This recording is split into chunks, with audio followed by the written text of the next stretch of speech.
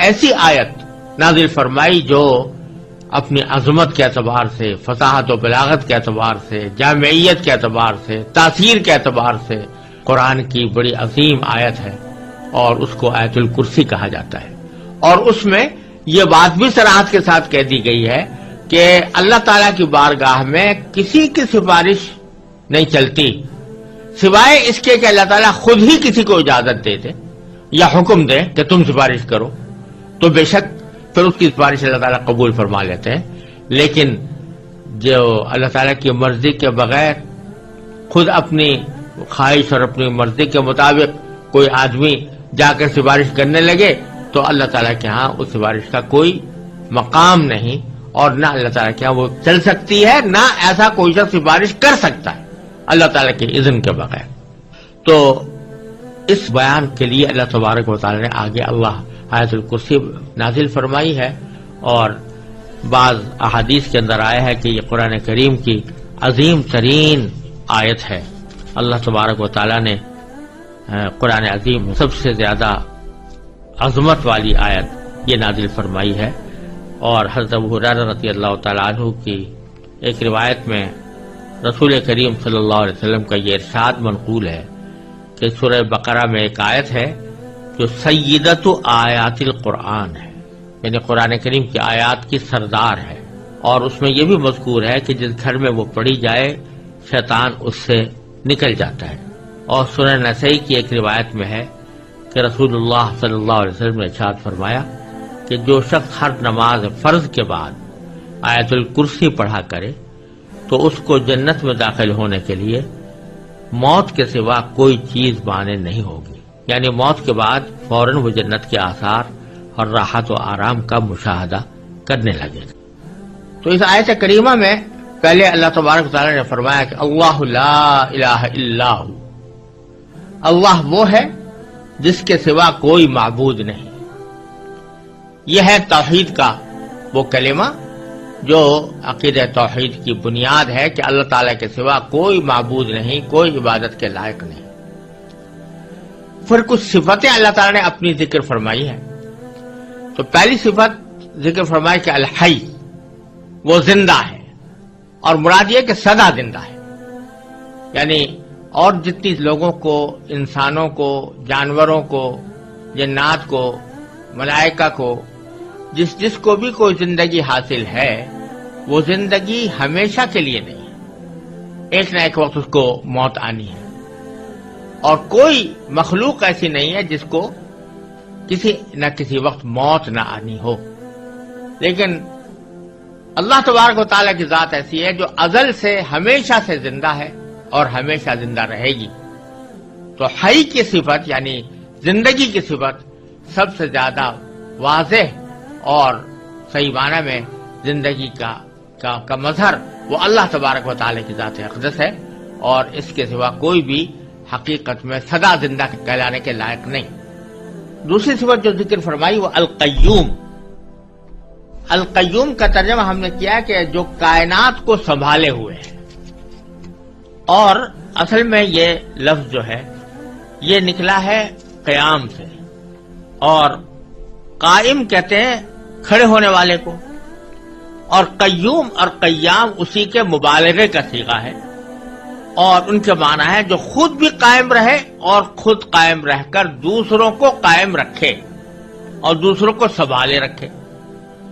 تو جب اللہ تبارک و تعالیٰ کے لیے لفظ قیوم استعمال کیا جاتا ہے تو یہ اس کے معنی یہ ہے کہ یہ اللہ تعالیٰ کی وہ خاص صفت ہے جس میں کوئی مخلوق شریک نہیں ہو سکتی، کیونکہ جو چیزیں خود اپنے وجود اور بقا میں کسی دوسرے کی محتاج ہوں وہ کسی دوسری چیز کو کیا سنبھال سکتی ہیں۔ لہذا کائنات کو سنبھالنے والے کی ذات تو صرف اللہ تبارک و تعالیٰ کی ہے، اور کوئی دنیا میں یا کائنات میں کوئی اور مخلوق، کوئی اور چیز ایسی نہیں ہو سکتی جو دوسری کائنات کی چیزوں کو سنبھالے۔ وہ تو خود اپنے آپ کو سنبھالنے کے لیے محتاج ہے، اللہ تعالیٰ کے حکم کی محتاج ہے، لہذا کوئی دوسری ذات قیوم نہیں ہو سکتی۔ اور یہی وجہ ہے کہ چونکہ یہ اللہ تبارک و تعالیٰ کی مخصوص صفت ہے جو کسی اور کے لیے استعمال نہیں ہو سکتی، اس لیے کسی انسان کو قیوم کہنا جائز نہیں۔ یہ جو ہمارے ہاں رواج چل پڑا ہے کہ جن لوگوں کا نام عبد القیوم ہوتا ہے ان کو عبد القیوم کے بجائے بگاڑ کے صرف قیوم بولتے ہیں، ایسا کہنا گناہ ہے، کیونکہ قیوم، آپ کسی انسان کو قیوم کہہ کر بلا رہے ہیں تو گویا اس کو اللہ تعالیٰ کی مخصوص صفت اس کی طرف منسوب کر رہے ہیں، اور اسی کا نام شرک ہے۔ اگرچہ یہ چونکہ بے خیالی میں ہوتا ہے اس لیے ہم اس کے اوپر کفر اور شرک کا فتویٰ نہیں لگائیں گے، لیکن اس طرح کرنا جو شرک کی علامت ہے، ایسا کوئی عمل کرنا جو شرک کا مظہر ہو، یہ کسی طرح بھی جائز نہیں ہے۔ ہمارے ہاں جو رواج پڑ گیا ہے عبدالقیوم کو قیوم کہہ کر بلانے کا، عبد الرحمن کو رحمان کہہ کر بلانے کا، عبد الرزاق کو رزاق کہہ کر بلانے کا، یہ بہت ہی غلط طریقہ ہے اور اس میں اللہ بچائے شرک کا اندیشہ ہے، لہذا اس سے ہمیشہ پرہیز کرنا چاہیے۔ پھر اللہ تعالیٰ نے فرمایا کہ لا تاخذہ سنۃ ولا نوم، اللہ تبارک و تعالیٰ کو نہ کبھی اونگ لگتی ہے اور نہ نیند، یعنی کہا یہ جا رہا ہے کہ زندہ تو ہے لیکن تم اپنی طرح کی زندگی پر قیاس نہ کرنا کہ جیسی تمہاری زندگی ہے، کہ اس زندگی میں تم محتاج ہو اس بات کے کہ کبھی نہ کبھی تمہارے اوپر موت جیسی نیند طاری ہو، اگر وہ نیند نہ آئے تو تم پریشان ہو جاتے ہو اور تم تھک جاتے ہو، لیکن اللہ تبارک و تعالی ان تمام چیزوں سے بے نیاز ہے، نہ اس کو اونگ لگتی ہے۔ سنہ کہتے ہیں ابتدائی نیند کا جو ابتدائی حصہ ہوتا ہے، جس کو اردو میں اونگ سے تعبیر کر سکتے ہیں، اس کو سنہ کہا جاتا ہے، اور نوم باقاعدہ پوری نیند کو کہتے ہیں۔ تو اللہ تعالیٰ کو نہ اونگ لگتی ہے اور نہ نیند۔ پھر فرمایا کہ لہو ما فی السماوات و ما فی الارض، اسی کے لیے ہے جو کچھ ہے آسمانوں میں اور جو کچھ ہے زمین میں، یعنی زمین و آسمان کے درمیان جتنی چیزیں ہیں، زمین و آسمان کے اندر جتنی چیزیں ہیں، وہ ساری کی ساری اللہ تعالیٰ کی ملکیت ہیں، کوئی اور ان کی ملکیت میں اللہ تعالیٰ کا شریک نہیں، وہ خود مختار ہے، اس کے قبضہ قدرت میں سب کچھ ہے۔ جب یہ بات ہے تو اشارہ اس طرف ہے کہ جس شخص کی یا جس ذات کی قدرت میں اور اس کے احاطہ علم میں ساری کائنات ہو اور وہ جو چاہے کرنے پر قادر ہو، ساری کائنات کی چیزیں اس کی ملکیت ہوں، اس کو اپنا کاروبار خدائی چلانے کے لیے کسی شریک کی حاجت کیوں ہو؟ شریک کی حاجت تو اس کو ہوتی ہے کہ جو کسی نہ کسی جگہ حاجت مند ہوتا ہے، تو اپنی حاجت پوری کرنے کے لیے وہ کسی کی مدد چاہتا ہے۔ اللہ تبارک و تعالیٰ کو اس کی کوئی ضرورت نہیں، ساری کائنات اس کی ملکیت ہے۔ پھر فرمایا کہ من ذا الذی یشفع عندہ الا باذنہ، کون ہے جو اس کی اجازت کے بغیر اس کے حضور کسی کی سفارش کر سکے؟ یعنی جو عقیدہ تھا کافروں کا کہ یہ بت اور دیوتا یہ ہماری سفارش کریں گے اللہ تبارک و تعالیٰ کی بارگاہ میں، اس کی تردید ہو رہی ہے کہ اللہ تعالیٰ کے ہاں کوئی سفارش نہیں کر سکتا جب تک کہ اللہ ہی کی طرف سے اجازت نہ ہو۔ اللہ تبارک و تعالیٰ کی اجازت، یہ جو تمہارے دل میں تصور ہے کہ یہ دیوتا جو ہیں یہ خود اپنی مرضی سے اللہ تعالیٰ کے ہاں سفارش کر دیں گے اور اللہ تعالیٰ ان کی ناز برداری کرتے ہوئے ان کی سفارش قبول کر لیں گے، یہ خیال غلط ہے۔ اللہ تعالیٰ کے ہاں کوئی سفارش اللہ تعالیٰ کی اجازت کے بغیر نہیں کر سکتا۔ ہاں جن کو اللہ تعالیٰ خود ہی حکم دے دے، اجازت دے دے، جیسے پیغمبروں کو بعض مرتبہ اجازت دی جائے گی اور نبی کریم صلی اللہ علیہ وسلم کو شفاعت کا منصب عطا فرمایا جائے گا۔ تو یہ در حقیقت اللہ تبارک و تعالیٰ ہی کی طرف سے ایک انداز کرم ہے اپنے بندوں کے اوپر، کہ اس انداز کرم کے تحت اللہ تبارک و تعالیٰ نے کسی کو بندوں کی سفارش کی اجازت عطا فرماتی، اس کے تحت وہ سفارش کرتے ہیں۔ ایسا نہیں ہے کہ اللہ تبارک و تعالیٰ کو تو پتہ نہیں تھا کہ یہ شخص آیا قابل معافی ہے یا نہیں ہے، یہ جنت کے لائق ہے یا نہیں ہے، اور پیغمبر کے کہنے سے اللہ تبارک و تعالیٰ نے اس کو جنت میں داخل کر دیا اور اس کی مغفرت کر دی، بلکہ اللہ تعالیٰ کے علم ازلی میں ہے ہر شخص کے بارے میں کہ کون شخص جنتی ہے، کون شخص اللہ تبارک و تعالیٰ کے ہاں مقبول اور مقرب ہے، اور کس کی مغفرت کرنی ہے اللہ تعالیٰ خوب جانتے ہیں. لیکن ایک انداز کرم ہے کہ براہ راست وہ مغفرت اور رحمت کا معاملہ کرنے کے بجائے اس کو نبی کریم صلی اللہ علیہ وسلم کی یا کسی اور پیغمبر کی شفاعت پر موقوف کر دیا کہ یہ سفارش کریں گے تو ہم یہ کرم فرما دیں گے. تو سفارش کرنے والے کا بھی اعزاز ہے، اس میں سفارش کرنے والے کا بھی اکرام ہے، اور ساتھ ہی جس شخص کے ساتھ معاملہ ہو رہا ہے اس کو نبی کریم صلی اللہ علیہ وسلم اور دوسرے پیغمبروں کے ساتھ محبت اور الفت اور تعلق خاطر کا بھی پیدا کرنے کا ایک ذریعہ ہے. لیکن یہ وہ شفاعت نہیں ہے جو دیوتاؤں کی سفارش کا عقیدہ جاہلیت کے اندر تھا کہ یہ لوگ اللہ کی مرضی کے برالرغم بھی سفارش کر دیں گے اور وہ سفارش اللہ کے ہاں مقبول ہوگی. تو فرماتے ہیں کہ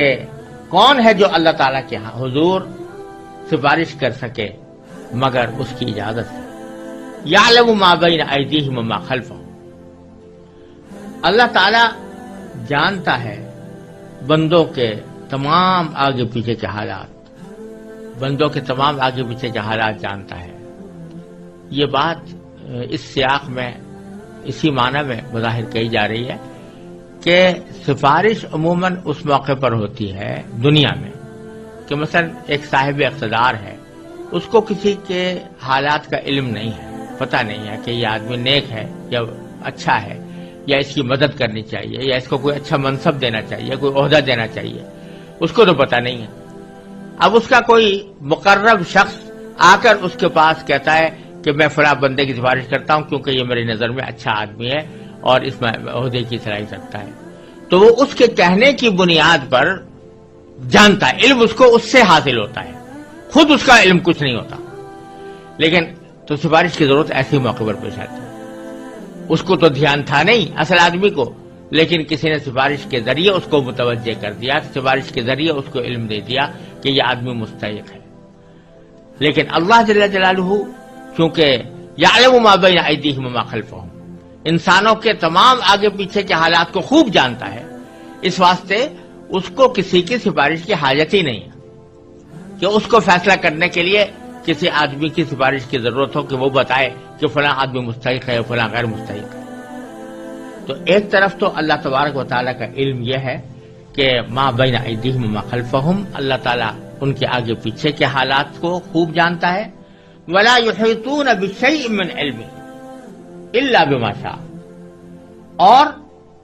لوگ اس کے علم کی کوئی بات اپنے علم کے دائرے میں نہیں لا سکتے سوائے اس بات کے جسے وہ خود چاہے. یعنی ایک طرف اللہ تعالیٰ تو تمام مخلوقات کی ہر بات سے واقف ہے، لیکن کوئی مخلوق یا کوئی انسان یا جن اس بات کا دعویٰ نہیں کر سکتے کہ وہ اللہ تبارک و تعالیٰ کا جو علم ہے اس سے واقف ہے، بلکہ اللہ تعالیٰ کے علم کا کوئی احاطہ نہیں کر سکتا. ہاں البتہ جتنا علم اللہ تعالیٰ کسی کو دینا چاہتا ہے اتنا وہ عطا فرما دیتا ہے. تو اس سے ایک طرف اس بات کی نفی ہوئی کہ کوئی بھی مخلوق عبادت کے لائق نہیں ہے، ایک تو اس بات کی نفی ہوئی. دوسرے اس بات کی نفی ہوئی کہ بعض لوگ انسانوں کی طرف ایسے علم کی نسبت کر دیتے ہیں جو اللہ تعالیٰ کی خاص صفت ہے. علم غیب اللہ تعالیٰ کی خاص صفت ہے، اس کو انسانوں کی طرف منسوب کر دیتے ہیں. تو اللہ تعالیٰ فرماتے ہیں کہ یہ علم غیب کسی کو نہیں ہو سکتا، کوئی مخلوق اللہ تعالیٰ کے علم کا احاطہ نہیں کر سکتی الا بما شاء. ہاں جتنا اللہ تعالیٰ دینا چاہتا ہے وہ دے دیتا ہے. تو اپنے انبیاء کرام کو غیب کی باتوں میں سے جتنی باتیں اللہ تبارک و تعالیٰ دینا چاہتے ہیں وہ اپنے انبیاء کرام کو عطا فرما دیتے ہیں. ذالک من انباء الغیب نوحیہ الیک، فرمایا قرآن کریم میں کہ غیب کی خبریں ہیں جو ہم آپ کو وحی کے ذریعے بتا رہے ہیں. تو اللہ تبارک و تعالیٰ یہ غیب کی خبریں اپنے انبیاء کو عطا فرماتے ہیں جتنی چاہتے ہیں، اور حضور نبی کریم صلی اللہ علیہ وسلم کو ایسی بے شمار خبریں اللہ تعالیٰ نے عطا فرمائی، اور اللہ تعالیٰ نے اپنے فضل و کرم سے اتنا علم چاہا وہ نبی کریم صلی اللہ علیہ وسلم کو عطا فرمایا. لیکن یہ بات واضح ہے کہ وہ اللہ تعالیٰ کے علم کے مقابلے میں کسی بھی مخلوق کا علم کوئی نسبت نہیں رکھتا. اور دوسرا یہ کہ اللہ تعالیٰ ہی جس کو چاہتا ہے جتنا چاہتا ہے علم عطا فرماتا ہے. کوئی شخص یا کوئی ذات یا کوئی مخلوق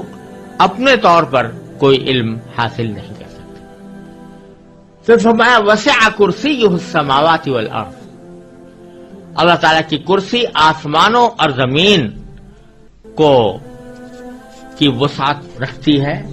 یعنی سارے آسمان اور سارے زمین کو اس نے گھیرا ہوا ہے. یہ کرسی کیا چیز ہے، اس کی حقیقت تو اللہ تبارک و تعالی ہی بہتر جانتے ہیں. یہاں تو اتنی بات فرمائی ہے کہ سارے آسمان اور زمین کو اس نے گھیرا ہوا ہے، اور چونکہ اللہ تبارک و تعالی اٹھنے بیٹھنے کی جو صفات ہوتی ہیں مخلوق کی، اس سے بے نیاز ہے، اور نہ کسی جگہ کے محتاج ہے، نہ کسی بیٹھنے کے آلے کے محتاج ہے. لہذا اس کرسی کے وہ معنی تو ہو نہیں سکتے جو دنیا کے اندر معنی ہوتے ہیں کہ آدمی اس کے اوپر بیٹھتا ہے. تو اس کا حقیقی کیفیت کیا ہے اس کرسی کی، اور اس کی کنہ کیا ہے، اس کا ادراک در حقیقت انسانی عقل سے بالا تر ہے. اس لیے ہم اس کے بارے میں کوئی تفصیل نہ جان سکتے ہیں نہ بیان کرتے ہیں. البتہ مستند روایات حدیث سے اتنا معلوم ہوتا ہے کہ عرش اور کرسی دونوں بہت عظیم الشان جسم ہیں جو تمام آسمان اور زمین سے بدر جہاں بڑے ہیں. اب ان کی کیفیت کیا ہے اور کیا ان کی شکل اور حیات کیا ہے، یہ جاننے کا ہمارے پاس کوئی راستہ نہیں. بعض حضرات نے یہاں کرسی سے مراد باری تعالیٰ کا اقتدار بھی لیا ہے، اور مراد یہ ہے کہ اس کا اقتدار تمام آسمان اور زمین کو محیط ہے، اس کو اپنی وسعت میں لیے ہوئے ہے. تو یہ معنی بھی کچھ بعید نہیں ہے، لیکن روایات سے معلوم ہوتا ہے کہ کرسی بتاتے خود ایک جسم ہے. جس طرح عرش ایک جسم ہے، اسی طرح کرسی بھی ایک جسم ہے، اور اس کی کیفیت اللہ تعالیٰ ہی بہتر جانتے ہیں. وَلَا يَئُودُهُ حِفْظُهُمَا. اور فرمایا کہ ان دونوں کی نگہبانی سے اسے ذرا بھی بوجھ نہیں ہوتا. لا یعودہ، عاد یعود عودن کے معنی ہے کسی کو بوجھل بنا دینا. تو حفظہما یعنی ان دونوں چیزوں کی نگرانی، نگہبانی، آسمان اور زمین کی نگہبانی، وہ اللہ تعالیٰ کو ذرہ برابر بھی بوجھل نہیں بناتی. یعنی اس کی حفاظت اور نگرانی سے اللہ تعالیٰ کو کوئی تھکاوٹ نہیں ہوتی، کوئی تعب نہیں ہوتا. وَهُوَ الْعَلِيُّ الْعَظِيمُ. اور وہی ذات، اللہ تعالیٰ کی ذات بڑی عالی مقام ہے. علی کے معنی عالی مقام، اور عظیم کے معنی صاحب عظمت.